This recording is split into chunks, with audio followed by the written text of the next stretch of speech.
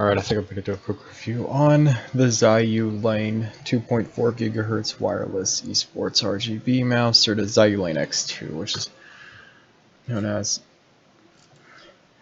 TLDR. Don't buy it, please, for the love of God.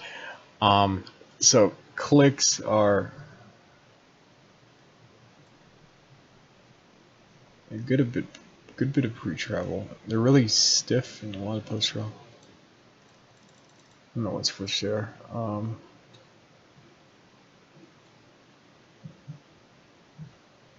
Probably some sort of Wano switch. That's what I'd guess, just due to the stiffness and some other characteristics, but I can't confirm that for sure. Scroll wheel is actually not too, but the clicks are pretty bad. Scroll wheel itself is okay-ish. No real tactility. The little click's pretty easy to do if you're someone who needs to do that. Not a tilt wheel. Seems like you can pop it out of an encoder pretty easily. I had this issue on a Gmos mouse as well.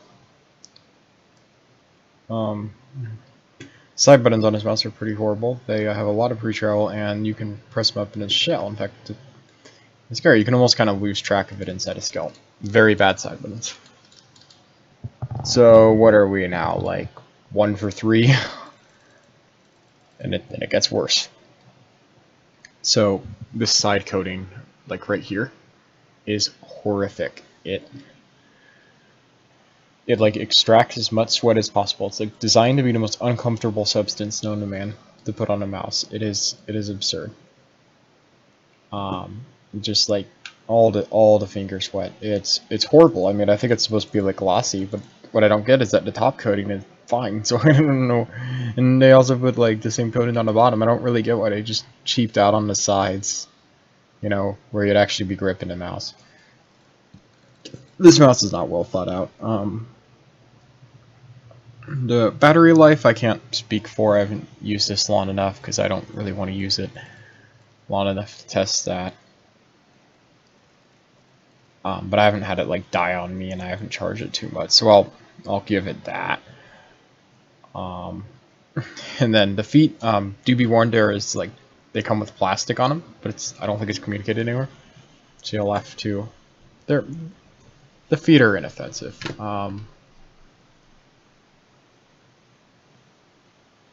The glide is not too good compared to.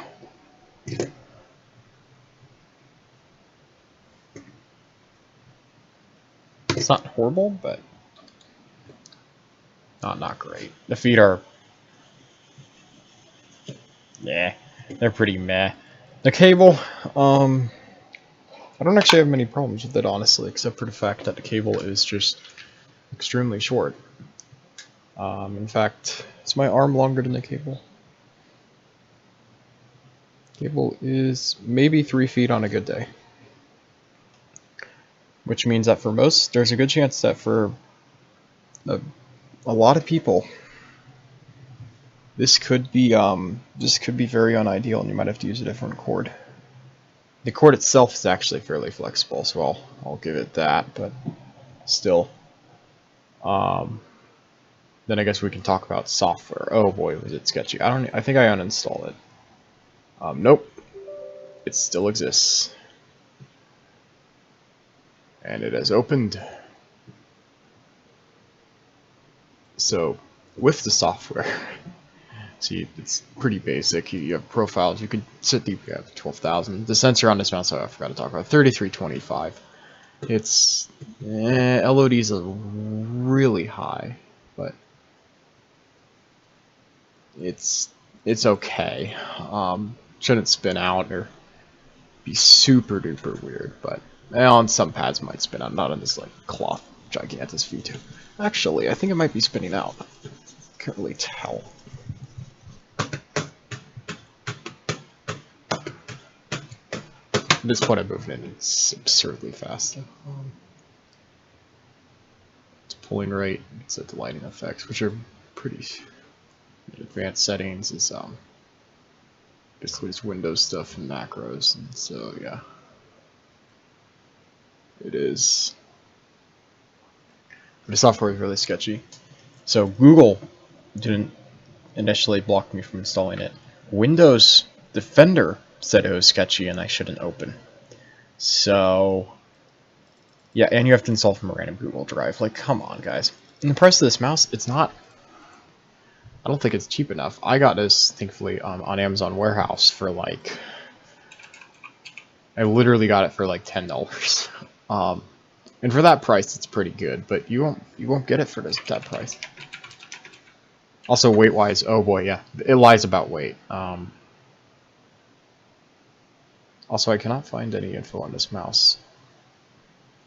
Guess I just gotta go to my orders.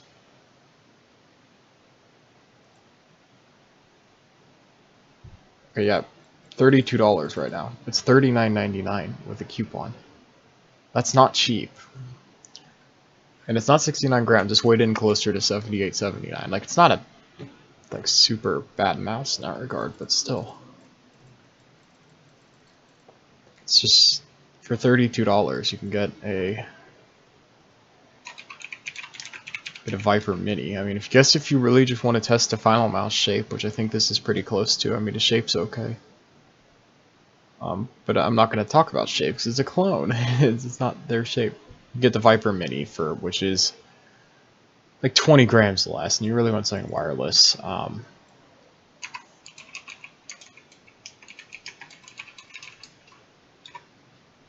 The Qatar Pro Wireless costs a bit less than this. You can also get a G305 or the Razer Basilisk X Hyperspeed for a bit more. It's just, I mean, yeah, those aren't chargeable wireless mice, but yeah, this is just horrible. I don't know why some diffusers on this were fairly positive. It's also this diffuser later on the RGB looks cringe, and if they got rid of it, they'd probably shave some weight. I really don't know why that's not out. It's just this mouse just colossally fails at basically everything. The wireless technology isn't too bad though, but unless you really just want to try out their 58 shape and do nothing else, and I don't even know if this is their 58 shape. Kind of looks close, but I'm afraid I just do not know what the point of buying this mouse would be. So, yep, hope you have a good day, and bye.